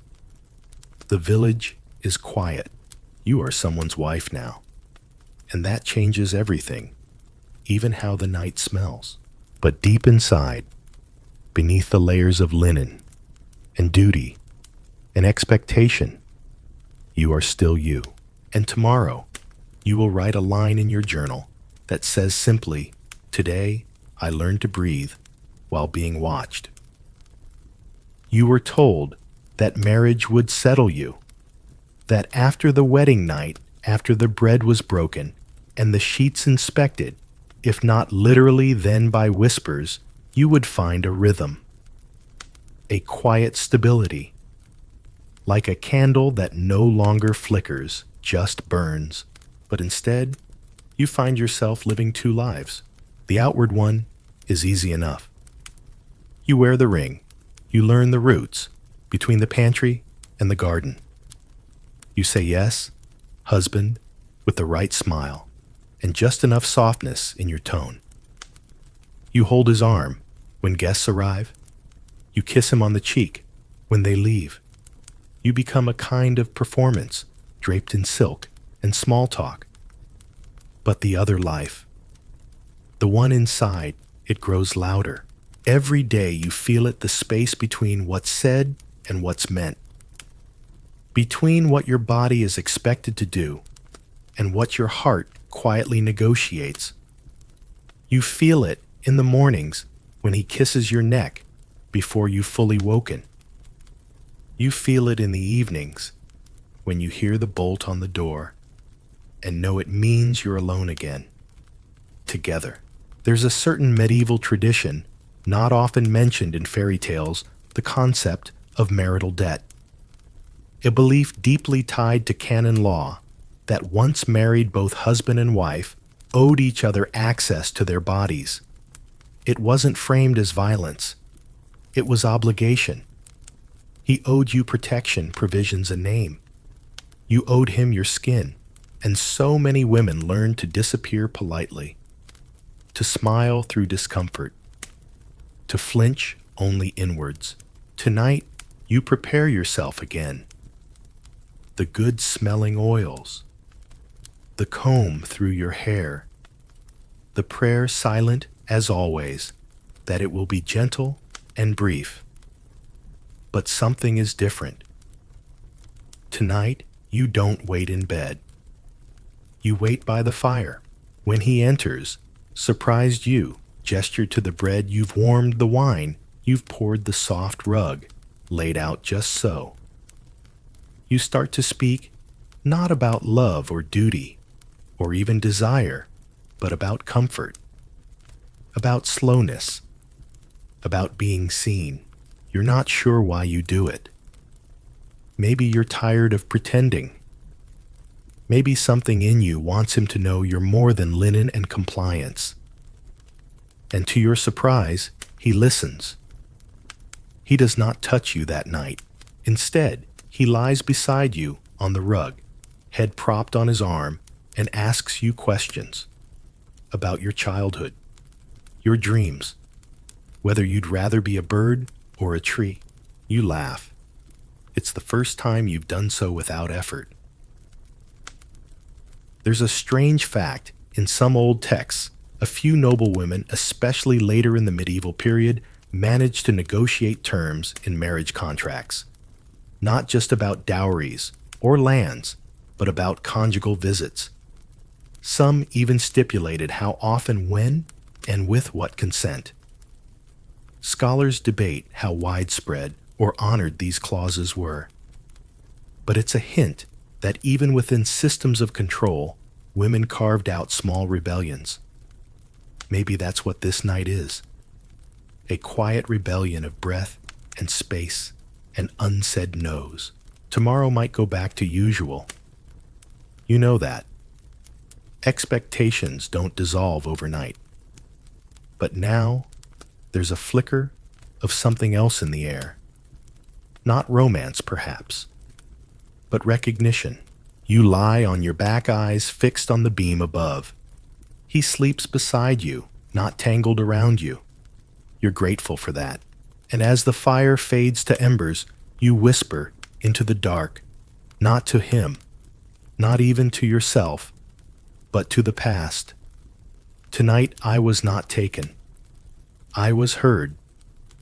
It may not sound like much, but to a medieval woman, it's everything.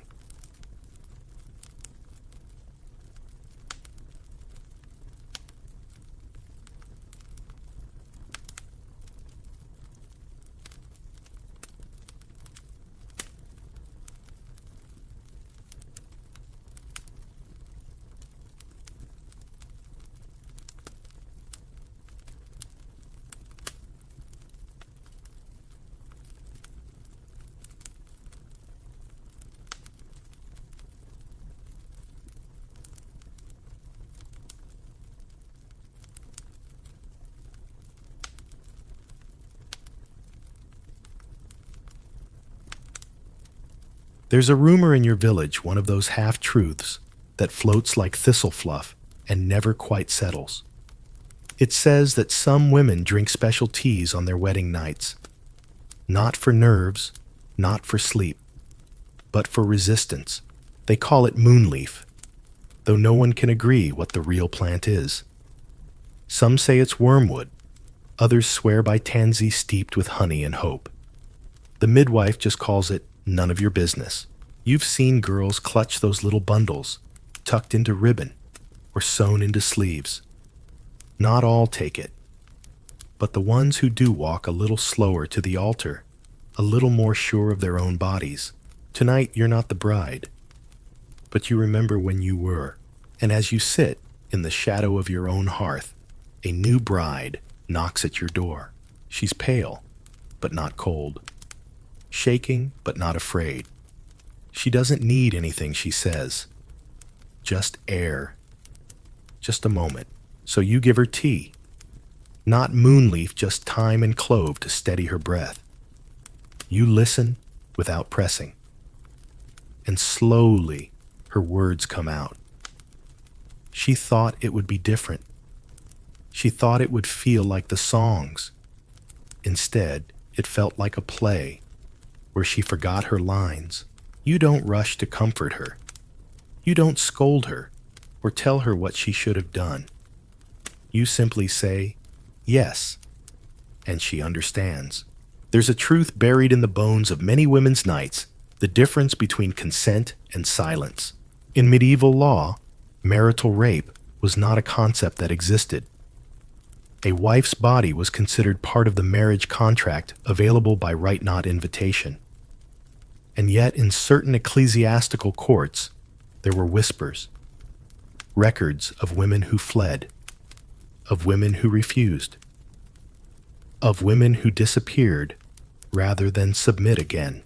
Scholars argue about whether these women were punished or protected. Most likely both. You think about that as the bride dozes in your chair, the cup still warm in her lap. You think about how many women have sat just like this across centuries, trying to find the shape of their own desire in a world that never asked what it looked like. You stir the coals, you add a log, you let her sleep. This is your rebellion now. Not just surviving your own nights, but holding space for someone else's. The bride leaves before dawn. She doesn't say much. Just thanks. Just a small, crooked smile. You watch her walk back toward her new house, her veil caught in the breeze. And you wonder maybe that's the real ceremony. Not the vows, or the feast, or even the bed, but the moment when another woman says, "I see you." You gather the empty cup. You sweep the ashes. You begin the day again. But something in the air has shifted. Somewhere in the archives of a forgotten abbey, there's a margin note scribbled by a nun, not on theology, but on herbs. It lists plants for pain, for sleep, for bleeding. And at the end, a single word: respite. Respite. A pause. A mercy. Tonight you offered that. And in doing so, you gave her something the church never could, a choice. It's quiet now, but not silent. You feel that hum again. The one that lives under history's noise. The one that tells you you are not alone in this. And neither is she.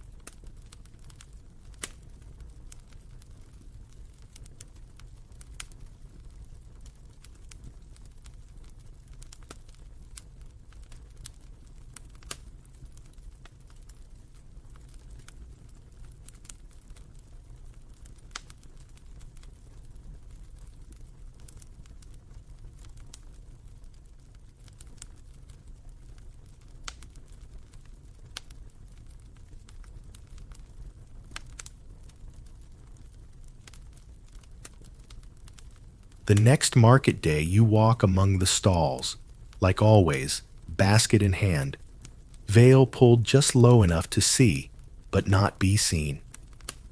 The usual scents wrap around you: boiled onions, sheep wool, sun-warmed fish, and behind it, all that faint breath of bread, rising too slowly. You pass a group of younger women giggling over dyed ribbons. One of them, barely 16 cheeks flushed, with either the sun or something else, looks up and gives you a nod. Not deference, not pity. Recognition. You nod back. Some kinds of knowledge don't need to be spoken aloud. Further on, you pause by the herb seller's stall. He offers you dried juniper and sweet nettle. You take rosemary instead. Not for cooking, but for remembrance. There's a song humming through your thoughts. One your grandmother used to sing when she thought no one was listening. Something about nettles in the bed and secrets in the dark. You've come to understand that medieval women didn't just dread their wedding nights because of fear or pain, though yes, those were real. They dreaded them because they were thresholds. Points of no return. Moments when girlhood was extinguished like a candle. Moments when silence became a garment they'd be expected to wear forever. There's a debate among scholars about how much agency medieval women really had. Some point to court records and wills, contracts, and dowries evidence of decision-making. Others look at sermons and songs and say control over money isn't the same as control over the body. And you standing in the middle of the market, with rosemary in your hand and a quiet fire in your chest, think both are true and both are incomplete. Because what really mattered was the whisper network, the eye contact across the spinning yard, the coded words sewn into embroidery, the advice given while rinsing cloth at the river. Women taught each other survival under veils, under vows, under the weight of expectation. You remember your own wedding night, or rather, you remember how it didn't go. You had the dress, the dowry, the prayers said over you by tired women, but he never came back from the campaign. You were spared the night, and yet shadowed by its absence for years. People called you lucky. You're not sure that's the word. Still, you made a life. Thread by thread, pot by pot, day by long day. You grew herbs and grew old. And along the way, you became something your younger self never imagined. A keeper of stories, a quiet harbor, a woman others came to, not for weddings, but for warnings, for warmth, for truth, however gently it must be told. Now, as the market thins and the sun tilts westward, you tuck the rosemary into your basket and turn for home. The road is dusty but familiar. The wind lifts your scarf just enough to kiss your cheek. In your cottage, the door creaks open like a sigh. The fire is low. The air is cool. But your bed is yours, and the night is yours. And that, after all, is no small thing. You light a candle, not for ceremony, but for comfort. And as the flame catches, you think of every woman who ever wished for one small pause. One quiet voice saying, "You don't have to be afraid." And maybe your story has become that voice. You breathe in the rosemary. You close your eyes. You rest not as a bride or a widow or a lesson, but as yourself. Just yourself. The candle is nearly out now, just a flicker, soft as a sigh. You've walked a long road tonight, haven't you? From embroidered veils to whispered warnings.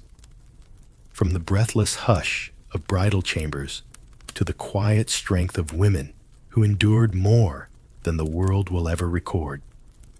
You followed their footsteps, not in grand halls or golden books, but along the edges where the fabric frays, where the story hums.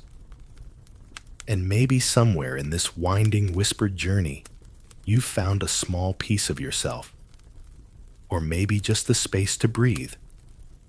Because history isn't only about kings and crusades.